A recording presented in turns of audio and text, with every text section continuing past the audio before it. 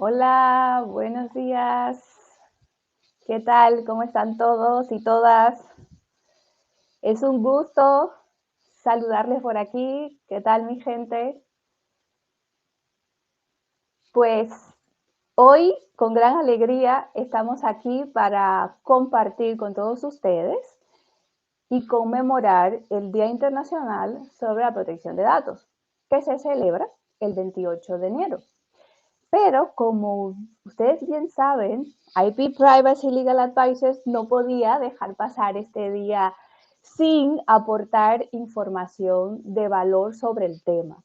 Porque este tema, tanto para mi invitado como para mí, es parte de nuestra pasión, parte de nuestros temas de gran interés.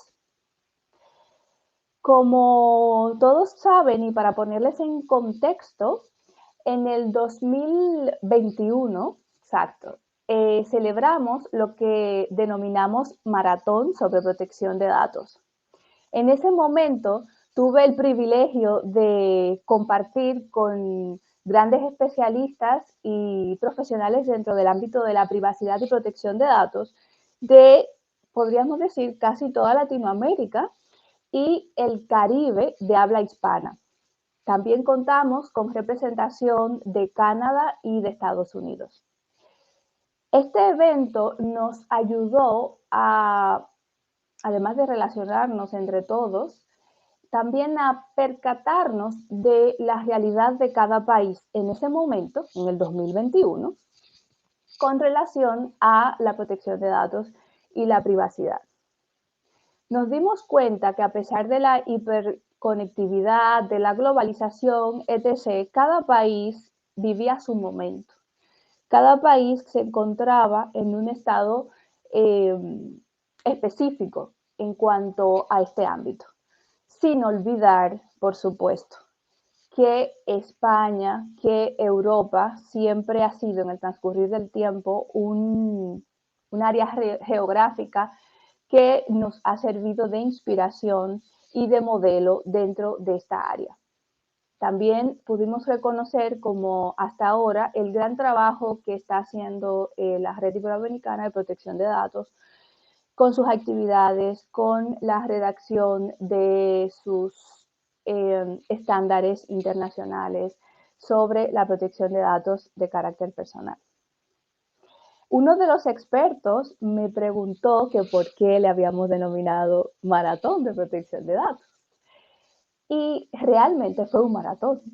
Fueron varios días con sesiones con los diferentes países, pero también considero que la protección de datos es un maratón porque no es un sprint. O sea, la protección de datos requiere de tiempo, es una carrera de largo recorrido, requiere de práctica, de preparación, de constancia, de perseverancia para realmente llegar a la meta y sobre todo llegar en un buen puesto.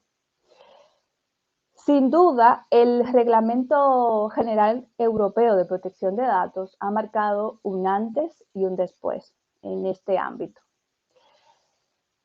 Se dice rápido, pero ya casi han pasado 7 años. Si tomamos en cuenta su fecha de publicación, que fue en abril del 2016.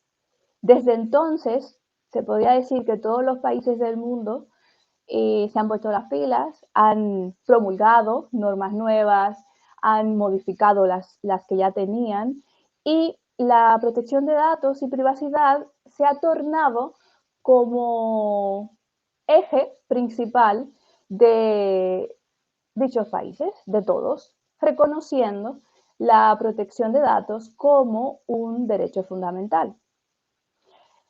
En ese sentido, podríamos decir que no paramos. Es un corre-corre constante. Entonces, insisto en que maratón fue una denominación muy precisa.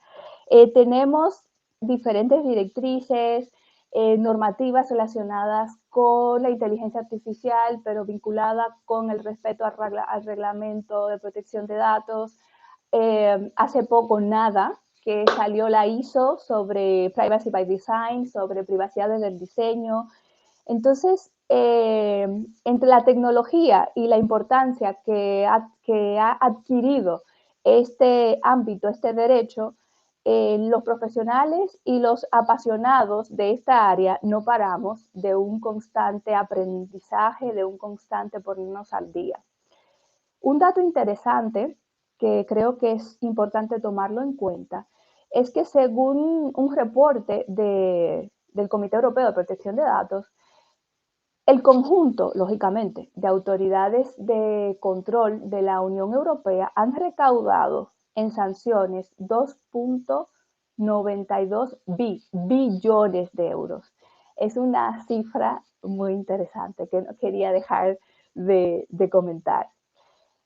Por otro lado, creo que es interesante recalcar el hecho de que en el desarrollo de la legislación sabemos que hay que hay derechos nuevos, que hay figuras nuevas y un informe publicado por la Agencia Española de Protección de Datos nos trae a colación de que a fecha de fin de año, más o menos, se habían notificado, inscritos en la Agencia de Protección de Datos, unos 100.000 delegados de protección de datos. También, lógicamente, tomando en cuenta ambos sectores, sector público, sector privado, y también tomando en cuenta que aquí en España, perdón, que estaba viendo un comentario, aquí en España hay comunidades y algunas, o sea, el territorio está dividido en comunidades autónomas y algunas comunidades cuentan con agencias de protección de datos, como puede ser aquí en Cataluña, en el País Vasco y en Andalucía. Entonces el sector público se gestiona a través de esas agencias particulares, por tanto, el número exacto de delegados no lo tenemos, o sea que puede ser un poquito más. Pero fíjense cómo ha ido proliferando esta figura.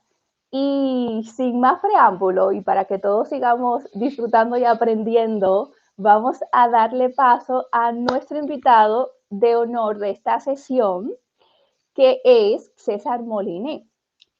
Resulta y viene al caso que esta es la primera sesión del día de hoy.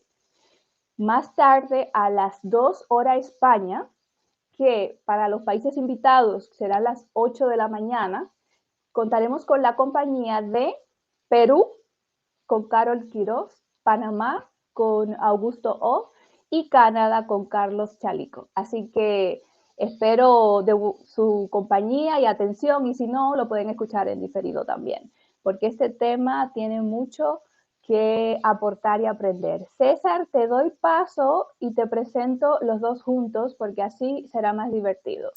Perfecto. Hola, ¿qué tal? Buenos días. Hola, ¿qué tal? Muy buenos días, Mabel, para ti también. ¿Qué tal? ¿Cómo está Quisqueya la más bella? Cuéntamelo todo. Bueno, Quisqueya la más bella está en una época muy interesante a nivel de protección de datos. Y tú sabes que de tu introducción hay dos puntos especialmente que quiero remarcar. Y el tema de realmente de por qué estamos aquí.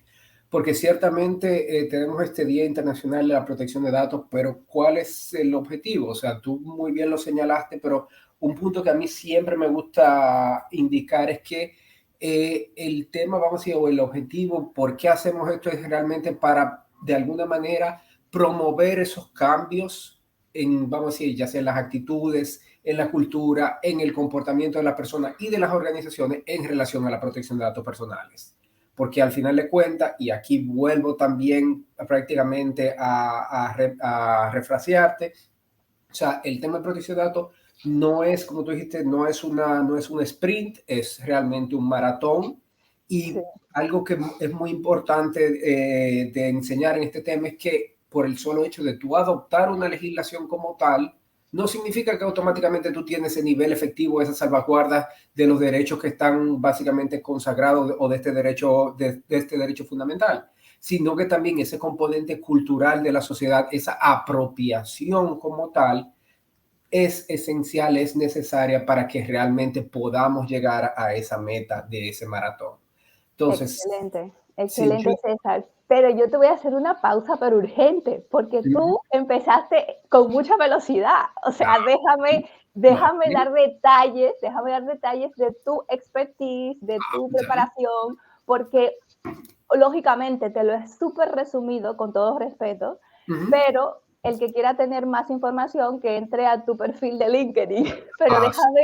déjame por favor tener el detalle de dar algunas pinceladas sobre tu preparación y continuamos con el mismo hilo que ibas comentando. No hay Es problema. César, gracias. César es abogado especialista en Derecho a Nuevas Tecnologías con más de 17 años de experiencia en cuestiones legales, técnicas y administrativas relacionadas con la regulación y política de competencias, derecho administrativo, civil, penal y comercial, con especialidades en el desarrollo de legislaciones de regulación, incluido el monitoreo y el cumplimiento, experiencia en mecanismos de resolución de disputas, incluida experiencia legal directa con sistemas sancionadores, experiencia en el área legal relacionada con el desarrollo de políticas de cibercrimen y ciberseguridad, entre otros aspectos. Actualmente funge como director de ciberseguridad, comercio electrónico y firma digital en Indotel, República Dominicana. Ahora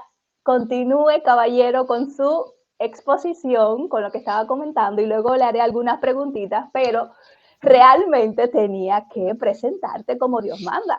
Ajá, no, pero eso, tú sabes que eso no hay ningún problema. Como tú dijiste, hoy en día el que quiere conocer a alguien solamente tiene que Que ir buscar, a LinkedIn, sí, que buscar en LinkedIn, que exactamente. buscar en Internet y ahí no. Te agradezco la introducción, pero ciertamente sí, es cuando tú me preguntabas exactamente, o sea, cómo está Quisqueya, cómo está nuestro bello país, ciertamente es eso, te digo, es un tema muy interesante, o sea, Mm. todavía lamentablemente, te digo, salvo este evento, no se tiene un conocimiento masivo de la celebración del Día Internacional de Protección de Datos, o sea que esperemos que esta sea la primera de muchas celebraciones como tal. Gracias, Entonces, César. exacto, Gracias. Realmente ese es uno de mis grandes objetivos. O sea, para mí es muy importante difundir y comunicar en este ámbito porque curiosamente, no hay mucha difusión en este sentido a pesar de la extremada importancia que tiene. así es. Ujú, Así tienes toda la razón. Y volviendo, te digo, volviendo un poquito a lo que mencionaba anteriormente, por ejemplo, el hecho de tener una ley como tal ha sido un poquito la experiencia hasta ahora que hemos tenido aquí en República Dominicana.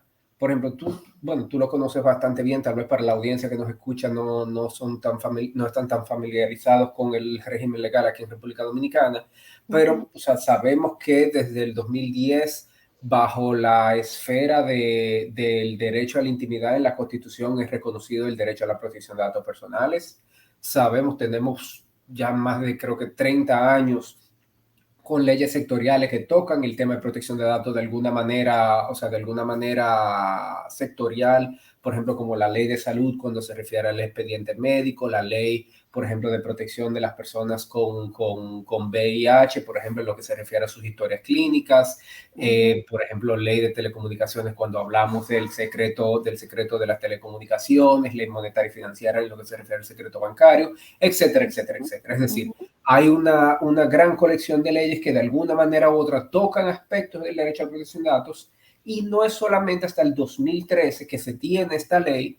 El problema es que esta ley prácticamente se aprobó, pero nunca ha sido básicamente como asumida per se, o sea, a mi entender como que nunca ha permeado realmente en lo que mencionaba anteriormente, en ese cambio en la sociedad de que las personas sean más conscientes de que no solamente poseen este derecho fundamental, sino que tienen derecho a ejercer las diferentes facultades bajo ese derecho.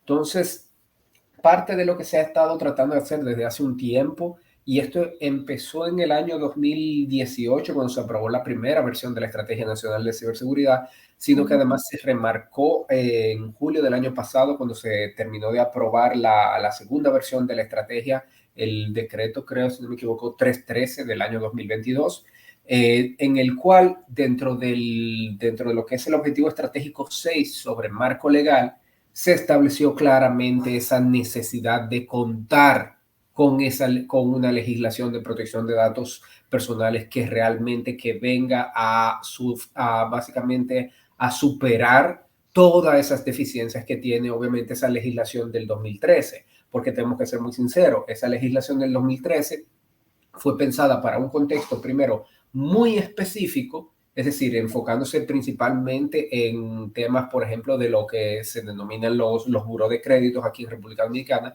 y no tiene o no tomó ni siquiera en cuenta cómo se desarrolla, por ejemplo, el derecho a la protección de datos en un medio tan esencial para nosotros como el día de hoy, como es el Internet. Perfecto. Gracias por este feedback rapidísimo que has hecho.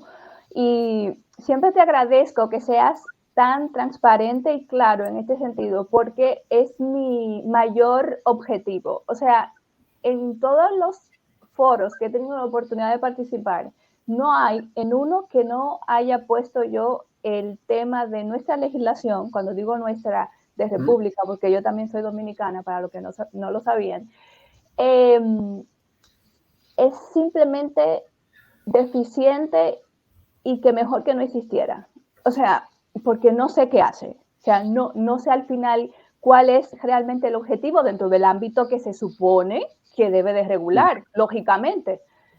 Entonces, yo tenía la ilusión de que tú me dijeras que el proyecto de modificación o actualización va muy adelantado, muy bien encaminado. Alguna buena noticia, o sea, yo quiero que tú me des buenas noticias en este sentido, porque en el 2023 es justo y necesario que ya regulemos este asunto como es debido. Porque muy bien mencionaste ciberseguridad, mencionaste el plan de digitalización y todo esto de República Dominicana, pero yo sigo en las mías. No tenemos la ley fundamental que regule todo este ámbito, porque el tema de datos personales, el tema de información, o sea, está vinculado también con la ciberseguridad. Claro. El mundo digital y regularización digital pública es que al 100% está relacionado con los datos personales de los ciudadanos, de los individuos, de los funcionarios públicos, etc., etc. Entonces, ¿qué estamos haciendo? Además de tratados internacionales, además de que la protección de datos forma parte de los Objetivos de Desarrollo Sostenible de la ONU, o sea, ¿cuándo nos vamos a poner en sí las pilas para sacar adelante una norma que realmente se adecue a lo que debe ser su objeto, su objetivo, protección de datos personales como derecho fundamental del ser humano? Cuéntame. Y así es, Mabel. O sea, esa parte es muy, o sea, lo que tú has dicho es muy cierto. Y te digo, y como te digo, como parte de de la Estrategia Nacional de Ciberseguridad, por ejemplo, en ese objetivo estratégicos, ciertamente en el año 2021 empezamos a desarrollar, por ejemplo, una legislación en ese sentido. Y básicamente se hizo básicamente pensando en tres puntos principales. Primero, pensar en, vamos a decir, por qué queremos esta ley, por ejemplo, para los ciudadanos. Por ejemplo, del punto de vista de los ciudadanos, del punto de vista del sector privado, del punto de vista del sector público. Para el ciudadano, pues obviamente es muy importante. ¿Por qué? Porque necesitamos un marco, como tú dijiste, que proteja los derechos, que proteja su privacidad, que les provea de la información necesaria para que puedan no solamente estar protegidos, sino estar conscientes de cómo se usa esa información. Para el sector privado, pues obviamente esto es esencial. O sea, si queremos, por ejemplo, aumentar nuestra competitividad, por ejemplo, en el mercado internacional y especialmente en el mercado europeo, necesitamos contar con una legislación de esta naturaleza. También, por ejemplo, a nivel del manejo de datos internos de las empresas, una ley de esta naturaleza afecta considerablemente, y cuando digo considerablemente, de manera positiva, por ejemplo, cómo se manejan los datos de una manera eficiente y responsable, pero sobre todo, este nuevo tipo de legislación puede legitimizar cómo se recopilan esos datos y cómo pueden ser exportados al extranjero. Y cuando hablamos para el Estado, igual que para los ciudadanos, es muy importante porque no solamente permite proteger de una mejor forma los derechos de los ciudadanos, que es básicamente una de las funciones esenciales del Estado, pero no solamente eso, sino que también aumenta la transparencia de cómo el Estado usa los datos de sus mismos ciudadanos. Y esto yo creo que esos tres elementos fueron ese gran punto de partida para esta legislación. Y la buena noticia, como tú querías una buena noticia el día de hoy, por favor.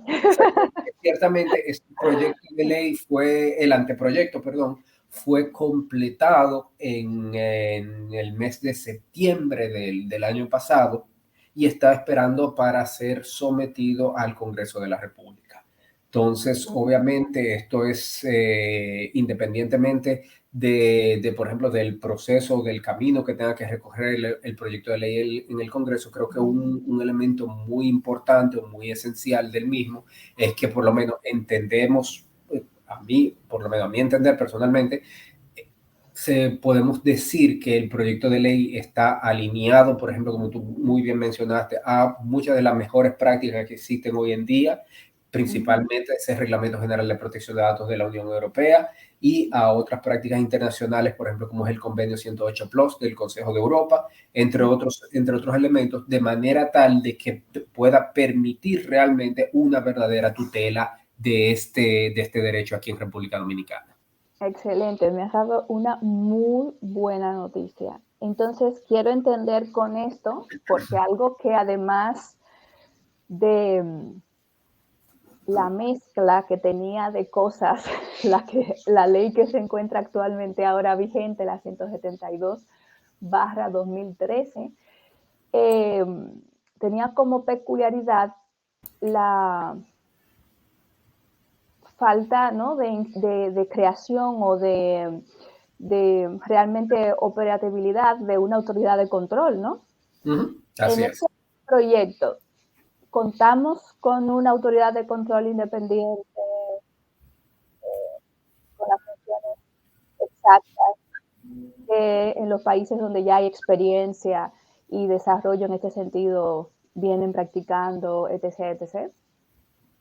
Sí, así es. Por ejemplo, primero, sí, tú diste ahí, por ejemplo, yo creo que en uno de los puntos más esenciales de la nueva legislación, porque ciertamente nuestra ley del 2013 no, o sea, solamente contempla algún tipo de autoridad de control para los datos que utilizan los buros de crédito. Sin embargo, en esta nueva versión sí efectivamente se crea una Autoridad Nacional de Protección de Datos, que básicamente tendrá el control, cumplimiento y supervisión de toda esta normativa, de todos los reglamentos que se deriven de la misma, entre otros aspectos.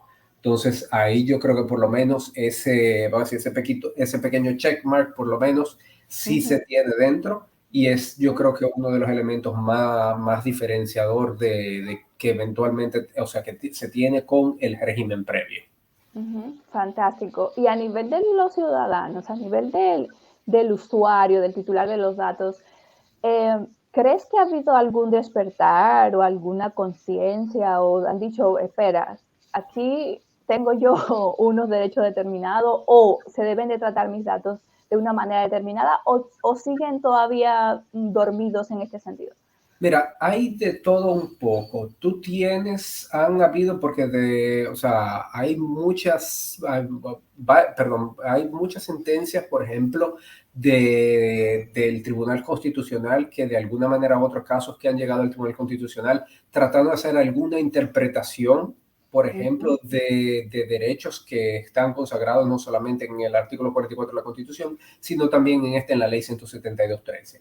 Tú puedes decir que por un lado ha habido algún aumento en la conciencia, en la conciencia ciudadana, pero yo creo que el mayor cambio hasta ahora ha venido, o la mayor necesidad ha venido del sector privado, curiosamente, porque el sector privado se ha dado cuenta de que el hecho de contar con esta legislación automáticamente, como te decía previamente, le permite, por ejemplo, acceder a nuevos mercados, le permite ofrecer nuevos servicios, le permite tener mejoras en sus procesos de negocio. Entonces creo que ahora mismo parte de esa conciencia, por ejemplo, o sea, curiosamente ha venido del sector privado, que dice, mira, necesitamos este tipo de legislación para ser más competitivo, para poder realmente ofrecer mejores productos y servicios. Entonces, a mí me parece que eventualmente, una vez se adopte esta legislación, pues muy probablemente ese efecto también va a permear en las personas, en los ciudadanos, que podrán decir, ah, mira, sí, efectivamente, yo prefiero que mi información se proteja de una manera adecuada,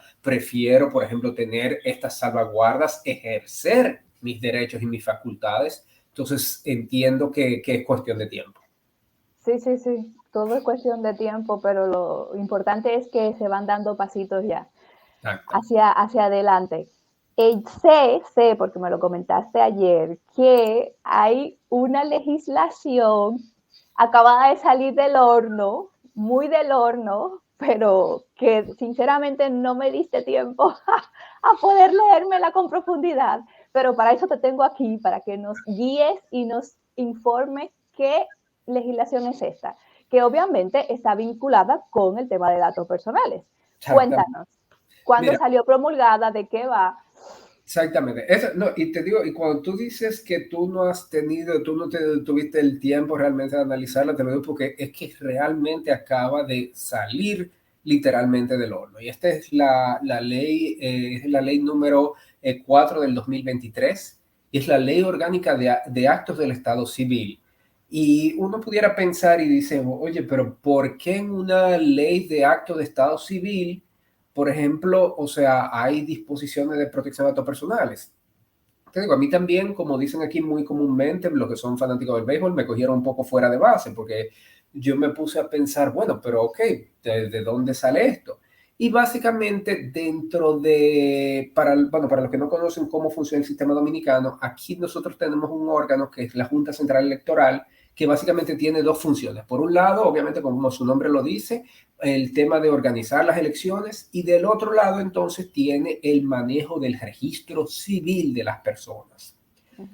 Entonces, algo históricamente muy rápido y muy puntual es que básicamente desde hace mucho tiempo, muchos años, prácticamente una gran parte de la vida de la Junta Central Electoral, el manejo del registro civil se hacía primero con muchas deficiencias y se hacía con, vamos a decir, una gestión no adecuada de los datos, por ejemplo, de los datos personales de los ciudadanos. Por ejemplo, la Junta Central Electoral tenía una especie de negocio en la cual vendían el padrón, por ejemplo, electoral a empresas, a personas.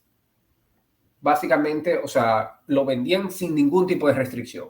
Y cualquier persona podía ir, comprar el padrón y consultar los nombres, cédula, dirección, todos esos datos personales de la persona, sin ningún tipo de restricción, sin ningún tipo de miramiento. Y obviamente el ciudadano como tal no tiene ningún control de qué podían hacer con su información. Entonces, por ese lado ahí, o sea, como dicen, primera bandera roja, o sea, ahí hay una alarma, un problema. Pero también tenemos que tomar en cuenta algo adicional. Con las modificaciones tecnológicas que ha venido llevando a cabo la Junta Central Electoral para la emisión de la cédula, para el registro, etcétera, etcétera, está entonces el tema de la biometría de las personas. Y sabemos que la biometría de las personas es un mecanismo muy bueno para temas como autenticación o certificación de su identidad, entre otros. Había, o mejor dicho, hay toda una cantidad de empresas hoy en día que utilizan tu biometría para algo tan sencillo como, por ejemplo, hacer un depósito en un banco, sacar, por ejemplo, una línea telefónica, incluso identificarte, por ejemplo, en tu trabajo, por ejemplo, mediante mecanismos de huellas digitales, etcétera, etcétera, etcétera. Entonces, sí. Perdóname, César. Entonces, creo que, o sea, el tema va súper alineado y muy interesante, pero si te parece bien, por si acaso, porque todo en la vida puede pasar, Sí. nos estén escuchando, ¿no? De sectores distintos al legal, de sectores distintos a los sectores que estamos comentando, banca, sector público, etcétera. ¿Te parece si nos brindas una definición o ejemplos, ¿no? De qué es un dato biométrico? Claro, pues obviamente un dato biométrico en ese caso es cualquier dato, obviamente cualquier dato personal que está asociado a la biometría de tu cuerpo, por ejemplo, el reconocimiento facial, tus huellas dactilares, reconocimiento de iris, ADN, entre otros aspectos. Es decir, son esos datos que, o sea, por decirlo de alguna manera, se tendrían que ser datos por ejemplo, de las materias que se conocen como datos especialmente protegidos, porque Excelente. básicamente, o sea, son esos datos que, o sea, son una parte esencial tuya y que no hay forma, básicamente, que tú puedas cambiarlo eventualmente. Por ejemplo, es muy posible que yo pueda cambiar, por ejemplo, mi nombre, o que pueda, por ejemplo, tener otro número de identidad. Pero, por ejemplo, mi cara siempre va a ser mi cara, independientemente que me haga algún tipo de cirugía plástica, o mis huellas dactilares, como bien sabemos, por Las ejemplo, huellas digitales, sí, no cambian. no No cambian cambian. con el tiempo y no se repiten en ninguna otra persona. Sí, sí, Entonces, excelente. Quería ahí, que hiciéramos esa puntualización, porque con esa puntualización vamos a ubicar aún mejor a todos los que nos estén escuchando en cuanto a que estamos hablando de datos personales. claro, Y exactamente. cosa que me da mucha curiosidad también, lógicamente es normal y natural que cuando una acción o un objetivo determinado, por ejemplo, del Estado, actos del Estado civil y tal, se regule una regulación, una legislación específica, ¿no? Para esa acción en sí. Pero vuelvo al principio, aún no tenemos una normativa base y general que regule todo esto. Entonces, en matemáticas, como todos sabemos, el orden de los factores no altera el producto, pero en legislación y en derecho, el orden de los factores sí puede alterar el producto. Así Entonces, es.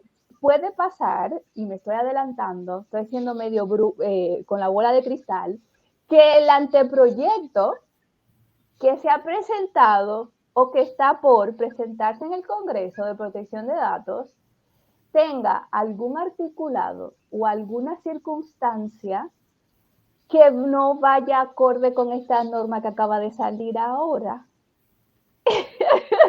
Así es. Entonces, por favor, a nuestros queridos legisladores y a nuestro querido cuerpo jurídico que está redactando y se encarga de todo esto, recordar este detalle. Sí. En No, legislación y en derecho, el orden de los factores sí altera el producto. no, y Hay que tenerlo en no cuenta. solamente eso, Mabel, o sea, ahí tú tienes toda la razón, pero, o sea, esto es lo que me pone a mí a pensar es entonces, bueno, entonces ese borrador que tenemos, ahora tenemos que abrirlo de nuevo Sí, para ver cómo vamos a compaginar lo que está aquí en esta ley con eso, porque cuando hablamos, por ejemplo, por lo menos que yo recuerde, dentro de las materias especiales, por ejemplo, que se reguló en el borrador del anteproyecto de ley, no había nada sobre, por ejemplo, la Junta Central Electoral regulando el tema de los datos biométricos y más aún otorgándose una serie de facultades que podemos ver ahora. sí, por Entonces, favor, te lo agradezco. ese tipo de cosas, por ejemplo, entiendo que de alguna manera u otra va a haber que hacer algún tipo de compaginación, va a haber que hacer algún tipo de análisis para poder incluir esto ahí dentro y que no Ya, eventualmente no haya ningún conflicto. sí, te agradezco que entremos al resumen sobre la ley que me enviaste, la nueva, 4 del 2023, ¿no? Sobre actos de Estado civil, porque así lo leí rápido, pero tengo algunas dudas que probablemente cuando tú estés exponiendo el resumen, me la puedas aclarar y así queda todo más nítido. Cuéntanos, Claro, entra en materia. exactamente. Mira, esta ley entró en el radar prácticamente de todo el mundo porque salieron un artículo en la prensa diciendo, de ahora en adelante, ninguna organización del sector público, del sector privado va a poder guardar datos biométricos o usar datos biométricos de las personas. Y te digo, chocó a ¿Cómo, mí. perdona, ¿cómo fue? Recapitula otra vez. No, te digo, o sea Recapitula. la ley básicamente hizo su entrada a la opinión pública con un artículo, con una serie de artículos que salieron la semana pasada diciendo que ninguna organización, o sea, del sector público o privado iba a poder usar o almacenar datos biométricos de las personas. Y Ajá. obviamente, te digo, el día que salió el artículo, a mí me llamaron como 3 personas diciéndome, mira, pero ¿y ahora cómo vamos a hacer? Que esto, que los servicios de telecomunicaciones, que los servicios financieros. Entonces, o sea, como dicen aquí comúnmente, cómo se come esto? O sea, ¿qué es lo que va a pasar? Porque obviamente, cuando entra una pieza jurídica de esta naturaleza, con estas disposiciones, o sea, afecta el negocio de una empresa y obviamente dice, ok, ¿y ahora qué va? O sea, ¿cómo vamos a resolver?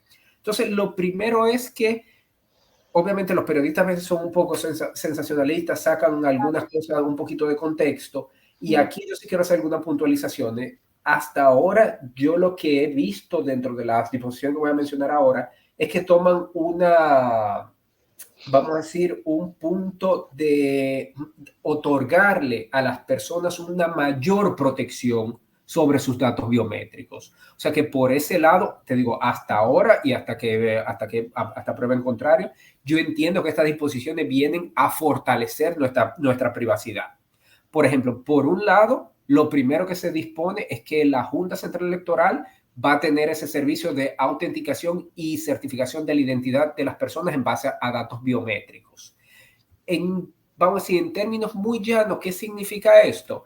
Primero, que la Junta no va a transferir los datos, sino que la Junta tendrá esa base de datos maestra de datos biométricos y el que quiera validar o certificar la identidad de una persona, lo que hará es que se conectará con esa base de datos de la Junta y validará, pero no le transferirán tus datos biométricos a ninguna otra persona. O sea que por ese lado, ahí yo entiendo, muy bueno por la Junta, porque ellos tienen su registro maestro y tú puedes validar, yo puedo validarle la identidad de Mabel en base tal vez a la cédula de identidad de Mabel o a los datos que están ahí dentro, pero los datos biométricos de Mabel quedan siempre almacenados en la Junta y no se transfieren a terceras partes. Entonces, en cuanto a la cesión como tal de los datos, algo muy importante. Básicamente, los datos los datos biométricos, aquí quiero hacer la aclaración, cuando hable de datos, estoy hablando de datos biométricos en este contexto de esta ley 423, básicamente solamente pueden ser cedidos, por ejemplo, con el consentimiento de su titular, o sea, ahí mismo otro checkmark positivo para el tema de legislación de protección de datos, y solamente se establecen 3 excepciones mediante la cual el consentimiento no es necesario. Primero, cuando está autorizado por una ley. En segundo, cuando se derive de una relación contractual y básicamente, o sea, haya acuerdo entre ambas partes. Y por supuesto, en el último caso es cuando se produzca entre los órganos del Estado, pero ojo, aquí solamente cuando el tratamiento de los datos tenga fines históricos, estadísticos y científicos. Entonces, ahí yo tengo una pequeña queja, o no una pequeña queja, sino una pequeña puntualización que hacer, y es que muy posiblemente ese numeral 3, independientemente que entiendo por dónde viene, entiendo que puede ser un poco restrictivo, por ejemplo, para muchas de las aplicaciones, por ejemplo, de gobierno electrónico que se están desarrollando hoy en día. Entonces, ahí, por ejemplo, ponte tú, si el día de mañana el organismo de aquí de impuestos, la DGI, quiere establecer, por ejemplo, un mecanismo de autenticación para el pago de impuestos que sea con tu huella dactilar, por ejemplo, en este caso, muy posiblemente no lo pudiera hacer. Entonces, ahí... Pero mira, lo tengo ahora frente a mí y ya sabemos que el derecho también es interpretativo.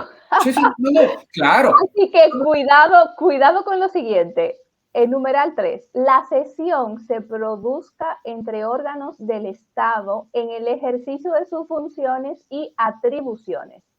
Y luego dice, y el tratamiento de los datos tenga fines históricos, estadísticos o científicos. O sea, que simple y llanamente con esa finalidad. Exactamente. Entonces, ahí esos son de los elementos que a mí me preocupan un poco, porque entiendo que independientemente que el espíritu es correcto, es decir, vamos a tratar de proteger al máximo los datos biométricos, también estamos creando limitaciones que pueden realmente impedir otros desarrollos. Sí, alguna función básica de otra entidad claro, pública que necesite acceder a esa información, claro. Exactamente. Entonces, imagínate, si por ejemplo, si solamente se puede acceder a ese tipo de datos, por ejemplo, si solamente se pueden transferir o ceder esos datos entre órganos del Estado con fines históricos, estadísticos, científicos, o sea, se deja toda una gran cantidad de servicios públicos fuera de ahí. Entonces, eso yo entiendo que eventualmente sí habrá tendrá que tener algún tipo de revisión o de algún tipo de acotación de alguna manera, porque entiendo que a esta ley todavía no se ha promulgado el reglamento, con lo cual habrá tal vez la posibilidad de hacer algún tipo de interpretación sobre la misma, pero en la ley que tenemos ahora mismo, en este artículo tal cual, o sea, es muy, vamos a decir, Claro, muy pero acuérdate, César, que en el reglamento lo que podemos plasmar es desarrollo, medidas, cómo hacer esto y lo otro, pero no podemos modificar el espíritu en sí de la norma. Y si en la norma no dice que se puede acceder para otras finalidades, el reglamento no lo puede decir. Ahí tienes toda la razón, pero bueno, siempre sabemos que hay legisladores creativos. Bueno, sí, eso sí, la creatividad nunca falta. Exactamente. Entonces, continuando con esta norma de datos biométricos, a mí me llamó mucho la atención, y si lo tienes ahí, el artículo 55, que habla de responsabilidad de recopilación y tratamiento de datos. Sí. Expone que la Junta Central Electoral, como muy bien tú dijiste, es el competente, pero particularmente tengo que decirte que no me gustó para nada la siguiente palabra. La Junta Central Electoral es la encargada de la recopilación, tratamiento, bla, bla, bla. ¿Por qué no me gustó esa denominación de encargada? Porque si hacemos símil con el tema de protección de datos en sí, realmente no es encargada. Claro. En lo que se entiende, lo que es un encargado de tratamiento y un responsable de tratamiento. Entonces, esto puede traer confusión en cuanto a responsabilidades, obligaciones, etc., etc. Porque la Junta, al parecer, según el espíritu de esta norma, será la responsable del tratamiento. Exactamente. Bueno, no, es la responsable, básicamente. Exactamente. Entonces, este término de encargada de tratamiento, de procesar, y creo que quizá no ha sido el término más preciso para utilizar en este párrafo. No, ahí estamos totalmente de acuerdo y obviamente te digo, o sea, se ve que los redactores de este proyecto de ley tuvieron algún tipo de asesoría, tuvieron algún tipo de persona con conocimiento de protección de datos, porque obviamente hay muchos de los puntos que se marcan de manera adecuada, pero hay otros que son como este que tú acabas de mencionar, que son, o sea, sacados un poco de contexto o que incluso pudieran malinterpretarse al momento de hacer una interpretación, vamos a decir, jurídica de la norma en el área de protección de datos personales. Y tomando eso en cuenta, por ejemplo, yo también quiero llevarte al artículo, si no me equivoco, al artículo 58, que fue el que causó ese furor un poco en la prensa, porque el artículo 58 te habla de la prohibición del uso de los datos y básicamente te dice, mira, ninguna, creo si no me equivoco, estoy parafraseando aquí, o sea que no es una cita tal vez textual, te dice como ninguna entidad ni pública ni privada puede... Si quieres te lo leo. Ok, lo puedes leer. Entonces, o sea, creo que si no me equivoco, utilizan los términos como de recoger, de capturar o de procesar datos biométricos. Todo lo que dices. Ninguna entidad privada puede recopilar, capturar, procesar y utilizar los datos biométricos de una persona o de un cliente a menos que se cumplan con las condiciones siguientes. Exactamente. Entonces, esas condiciones, por ejemplo, tú pones a ver, creo que la primera te habla sobre darle conocimiento o más bien cumplir con ese principio de información de que, bueno, mira, si estoy recopilando tus datos biométricos, por ejemplo, y los voy a almacenar o los voy a guardar o los voy a tener, por ejemplo, en esta base de datos. O sea que por ahí, ok, pues decimos, bueno, ok, se cumple con el principio de información. También se habla de que se le informe a la persona, por ejemplo, sobre el propósito, la finalidad, por ejemplo, de por qué se llevan a cabo y especialmente el número 3, que habla del tema del consentimiento. Es decir, que ese consentimiento debe ser un consentimiento libre, informado, explícito, específico para el tratamiento de los datos biométricos. Entonces, ahí por lo menos, te digo, se tiene algún tipo de medida y en base a mi interpretación, o sea, lo que vamos a decir, la gran remoción que se hizo en la prensa del tema, solamente te hablaban del primer párrafo, no te hablaban de todas estas excepciones, con lo cual yo entiendo que si yo soy una entidad del sector privado, por ejemplo, y cumplo con estas 3 condiciones, que te digo, son 3 condiciones mínimas. Ahí yo entiendo que deberían haber algunas más, pero obviamente son 3 mínimas que tenemos. Y obviamente, Ojo, pero no todas, ¿eh? O sea, no todas al mismo tiempo. no, claro, no todas al mismo tiempo. Exacto. Yo elijo según mi finalidad y mi necesidad o mi capacidad como entidad pública o privada, cuál de estas 3 puntos yo encajo. Porque... No, ahí yo creo que yo entendería que por lo menos para mí deberían cumplir con la 3, porque por ejemplo, si a mí tú no me informas, por ejemplo, primero, o sea, ¿para qué tú estás, primero que tú estás almacenando mi información y para qué la estás almacenando, por qué tiempo? Yo no te voy a dar mi consentimiento, por lo menos, y tal vez eso soy yo que estoy informado sobre el tema, tal vez cualquier otra persona dice, ah, mira, sí, y no me importa, ahí está mi información, Sí, pero... pero es que en este caso, César, y tú lo sabes, que el consentimiento no va a cumplir con los principios de licitud, informado, expreso y libre, porque hay Claro, una vinculación contractual previa o una necesidad previa a una relación precontractual o contractual, entonces ahí el consentimiento no encaja, porque entonces yo no, mi consentimiento yo no estoy prestando de la forma que necesariamente tiene que ser, y entonces probablemente mi base sería que me informen de que mis datos serán tratados y para qué y, y cuánto tiempo lo conservarán.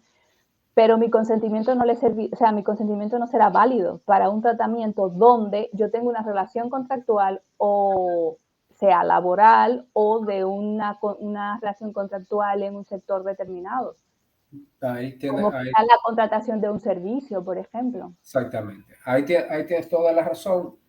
Y te digo, y muy posiblemente esas son de las deficiencias, por ejemplo, que nosotros tenemos en nuestro marco legal porque no tenemos una autoridad de control. Por ejemplo, muy posiblemente ese es el tipo de cosas que si existiera una autoridad nacional de protección de datos y sale esta legislación, pues muy posiblemente la autoridad pudiera de alguna manera opinar y decir, no, mira, tú estás haciendo una interpretación errónea de estos principios o tú lo estás aplicando totalmente, por Todos ejemplo. los principios. Entonces ahí, pues obviamente, o sea, vemos un claro ejemplo de una de esas deficiencias con la que contamos y con la que eventualmente esperamos que tenga, o sea, podamos eventualmente, o sea, no tener que caer en Resolver, esta situación solucionar, una y sí. otra vez. Mira, te voy a preguntar 2 cositas y ya vamos cerrando porque sé que tú has tenido una generosidad enorme de hacernos un huequito en tu agenda porque tienes que irte a otra reunión y te lo agradecemos muchísimo porque mira todo lo que hemos descubierto aquí de la actualidad en protección de datos y privacidad en República Dominicana. En ese sentido, me gustaría, porque me despertó un poquito de temor el hecho de que la norma dice que el ciudadano podrá solicitar un acta de nacimiento o de lo que sea, o sea, un acta un acto de los que corresponden al Estado civil a través de una firma electrónica. Sí. Perfecto. Hemos pensado como país, como la entidad responsable y el cuerpo jurídico responsable de la redacción de esto, hemos pensado en la inclusión, en la accesibilidad de todos los ciudadanos para ejercer esta acción, porque entiendo y espero que se conserven también los actos en formato papel y que el ciudadano pueda acercarse también físicamente, como hasta ahora, a solicitar la documentación o el ejemplar que considere oportuno. Sí.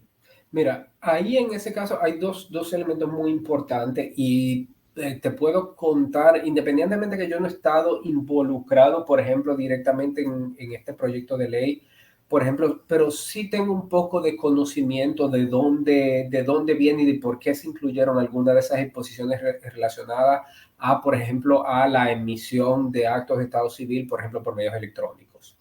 y es que tú tienes que remontarte primero, o sea, lo primero y lo histórico más importante. Tú tienes, para hablar de actos de Estado civil antes del 2023, tú tenías que referirte a una ley, creo, si no me equivoco, que era como del año 55, que era la que hablaba del tema del registro civil aquí en República Dominicana. Con lo cual tú puedes entender que en esa ley no había, o sea, había toda una serie de enmiendas que se le habían hecho por reglamentos, por leyes sectoriales, etcétera, etcétera, pero no contemplaba como tal las posibilidades, por ejemplo, que tenemos hoy en día de utilizar, por ejemplo, tecnología de información y comunicación, o sea, servicios de gobierno electrónico, entre otros. Y mucho de lo que, de las disposiciones que están ahí, no solamente vienen a llenar ese vacío legal, pero también a sentar las bases para proyectos como proyectos de identidad digital que se están desarrollando aquí en República Dominicana. Entonces, parte de este articulado que tiene esta ley 423, yo entiendo que responde a esas necesidades que se han identificado y busca de alguna manera de cómo llevarlo a cabo. Para responderte tu pregunta, yo entiendo perfectamente que lamentablemente, cuando digo lamentablemente lo digo en un sentido un poco irónico. Por ejemplo, aquí las oficialías, los trámites físicos como tal, van a permanecer por mucho tiempo. Yo que trabajo, por ejemplo, en una oficina pública, por ejemplo, sé que muchas personas, antes de siquiera llamar por teléfono o mandar un correo electrónico solicitando información, se aparecen allá para, ay, yo necesito toda la información. Mira, pero usted sabe que esta información la tenemos colgada en el portal web. Usted no tenía que trasladarse acá para hacer este trámite. Entonces, ese tipo de cosas yo creo que todavía en nuestra cultura, independientemente de que han habido avances en los últimos años, yo entiendo que todavía va a permanecer por mucho tiempo, y también eso corresponde o está, vamos a decir, alineado a nuestro nivel de desarrollo digital. En la medida en que tengamos mayor desarrollo digital, que los ciudadanos tengan ese conocimiento de que pueden efectivamente llevar a cabo esto por medios electrónicos, pues entonces no, o sea, lo harán y eventualmente se tomará la decisión política de si es necesario, por ejemplo, dejar el servicio físico o hacerlo todo digital. Para ponerte uno de los mejores ejemplos, Estonia es uno de los países más avanzados a nivel de gobierno electrónico.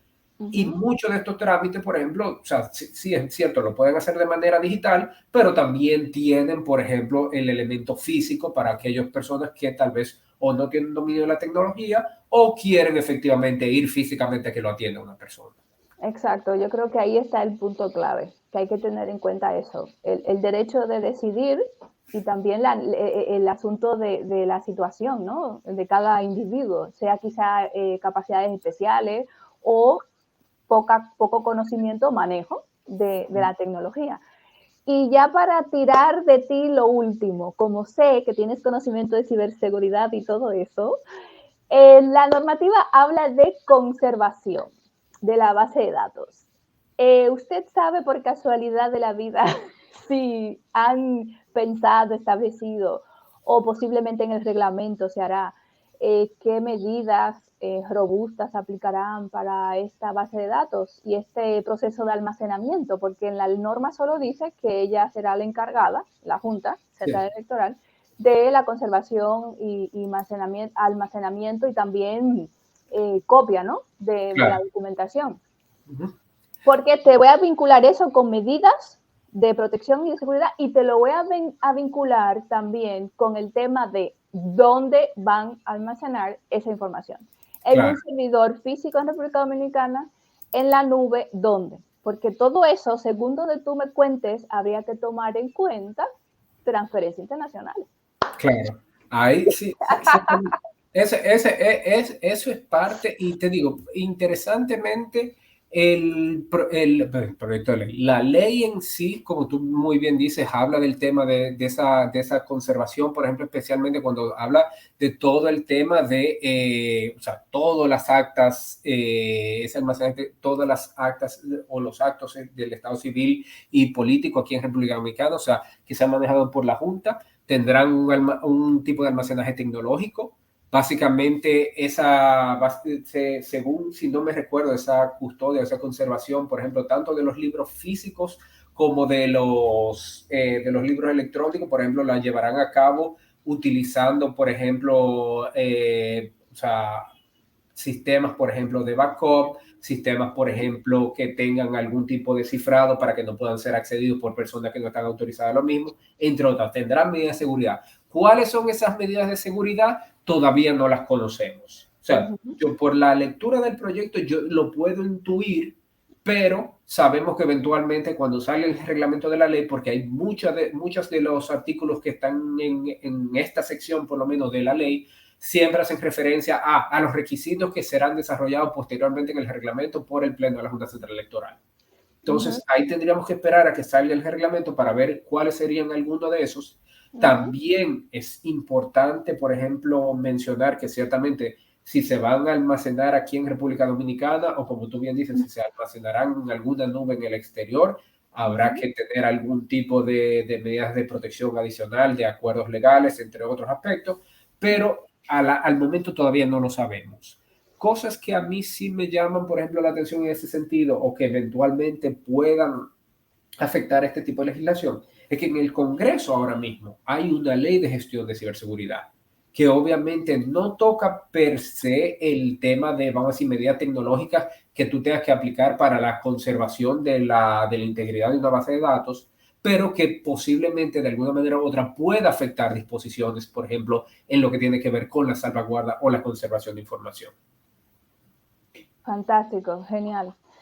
Genial, qué feliz me has hecho con todo lo que me has traído de Quisqueya, nuestra isla. Es así. César, mil gracias por siempre estar dispuesto a mis ideas y a mis invitaciones, que siempre cuento contigo. Yo procuro y haré mi mayor esfuerzo de no decaer en luchar por la cultura a una protección de datos y privacidad en República Dominicana. En especial, lógicamente, por lo que me toca. Y en general es un objetivo que tengo como profesional en el área y apasionada del tema, porque la verdad que lo disfruto muchísimo y creo que es un tema tan transversal y fundamental que siempre y en todas las áreas es necesario tocarlo y entenderlo y cumplirlo. Te despido con un abrazo virtual y con muchas ganas de poder verte pronto cuando vuelva a República o si te pasas por aquí. Encantado. Y nada, que tenga un lindo resto del día. Claro. Y muchas gracias por todo. De mi parte, solamente desearle a todos un feliz día de protección de datos personales. Genial, fantástico. Gracias, César. Nos Hasta vemos. luego, Mabel. Hasta luego. Bueno, mi gente querida, gracias por estar aquí, por escucharnos el tiempo que nos escucharon. Como han podido escuchar y ver con César, nos queda camino por recorrer, pero gracias a Dios que vamos poquito a poco avanzando. Recordar que a las 2 horas España, 8 de la mañana Perú, Panamá y Canadá, estarán acompañándonos 3 excelentes profesionales para comentarnos sobre la situación de protección de datos y privacidad en sus respectivos países. Muchas gracias y hasta la próxima. Gracias.